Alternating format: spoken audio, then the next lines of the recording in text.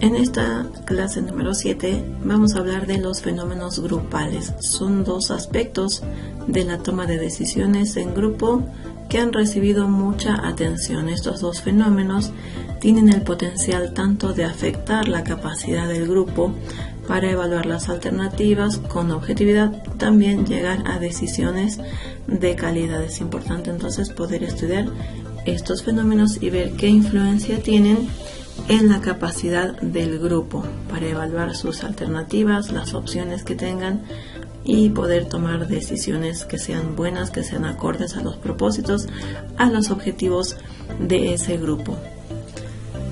Fenómenos grupales: por una parte está el pensamiento de grupo y por otra parte está el desplazamiento de grupo. El pensamiento de grupo se refiere a que se relaciona con las normas. Describe situaciones en las que las presiones del grupo para la conformidad lo disuaden de evaluar de manera crítica puntos de vista que son inusuales, minoritarios o incluso impopulares. Esto ataca o afecta a muchos grupos y obstaculiza el desempeño. Entonces este es uno de esos fenómenos grupales relacionado a esas normas, a esas reglas que están establecidas para el desempeño del grupo, no solamente en lo que se tiene que hacer, sino en lo que no se tiene que hacer, normas. Entonces, y estas normas implican presión del grupo y disuaden las acciones, las actitudes de evaluar de manera crítica puntos de vista diferentes, diversos, que quizás no son muy comunes, que son diferentes, que quizás pueden ser innovadores, pero que obstaculiza el desempeño porque se limita al desempeño o al desarrollo o al aporte individual del grupo. Por otra parte está el fenómeno grupal, que es el desplazamiento del grupo. Indica que al estudiar un conjunto dado de diversas alternativas, diferentes opciones, y poder llegar a una solución, los miembros del grupo tienden a exagerar las posiciones iniciales que mantienen. Esto se refleja en ciertas situaciones donde predomina la cautela, por lo que hay un desplazamiento conservador ante la diversidad de opiniones, de sugerencias, ante la incertidumbre, quizás por las decisiones que se puedan tomar. Este es un fenómeno que hace que se tienda a exagerar el quedarse en una misma posición de una manera conservadora en cuanto a forma de pensar y de actuar. No obstante, es más frecuente que los grupos tengan un desplazamiento de riesgo, es decir, que se arriesguen a tomar decisiones, a poder acatar nuevas ideas, a poder implementar lo que es la creatividad. Vemos entonces estos dos fenómenos grupales que sí influyen, que afectan también el desempeño de un grupo en cuanto a poder tomar decisiones y es que estas decisiones puedan ser de calidad. Pensamiento de grupo. Surge una pregunta interesante. ¿Has sentido que en una reunión, salón de clase, un grupo quizás no formal, habla a favor de algo, pero se decide por lo contrario? Una razón puede ser la timidez del individuo y otra haber sido víctima del pensamiento de grupo. Estos son aspectos que hacen que dentro de ese grupo y del pensamiento que el individuo quiere manifestar ante la toma de decisiones, suceda esto. De manera grupal, de manera pública, se hace referencia o se muestra cierta tendencia a alguna decisión, pero ya para poder tomar una decisión se elige la opción contraria. Ocurre cuando los miembros de un grupo se entusiasman por coincidir ante el debate, ante la conversación, se entusiasman por coincidir con la norma para el consenso, con el grupo, por esa necesidad de aceptación del grupo. Y esto empaña la evaluación realista de cada individuo. Esto empaña la evaluación realista de cursos de acción alternativos. También esto empaña o reduce o limita la expresión completa de puntos de vista que puedan ser diferentes, que puedan ser minoritarios, puntos de vista que no son las ideas generales, que son pensamientos diferentes, que van quizás en contra de la mayoría de los miembros del grupo. Esto se da por esa necesidad de aceptación del grupo, de querer ser aceptado, de querer tener esa participación general.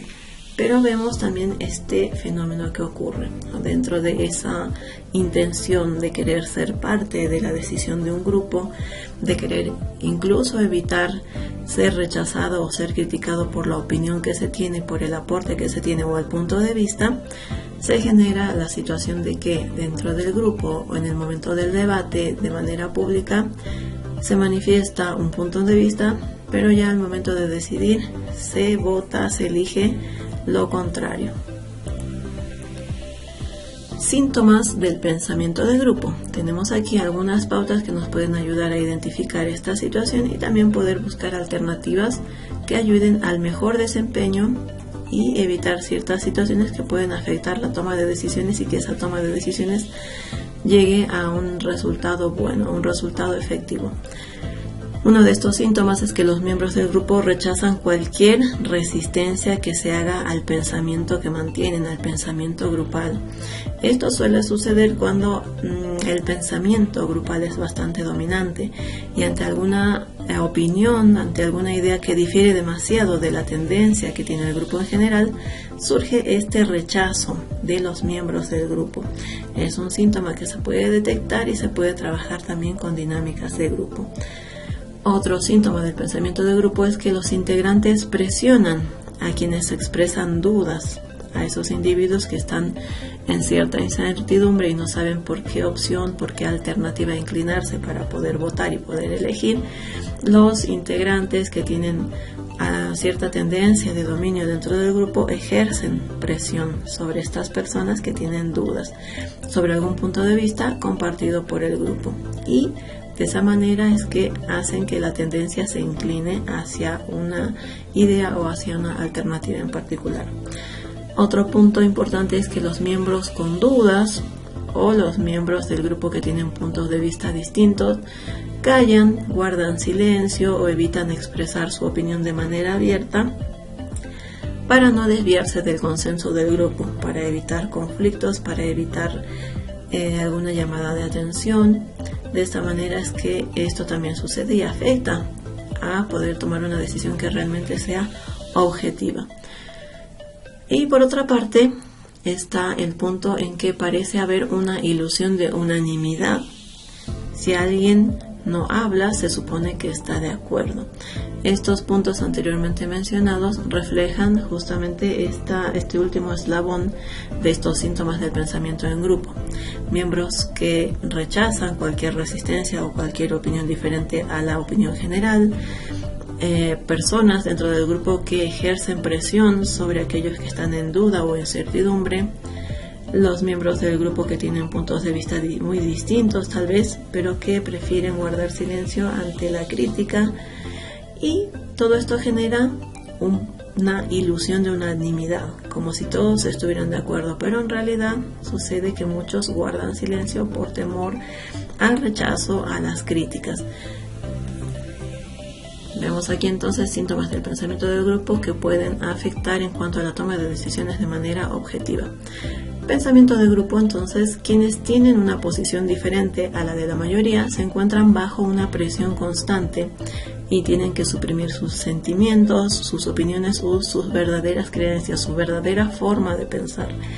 ¿El pensamiento de grupo ataca a todos los del grupo? Es la pregunta que surge. La respuesta es no.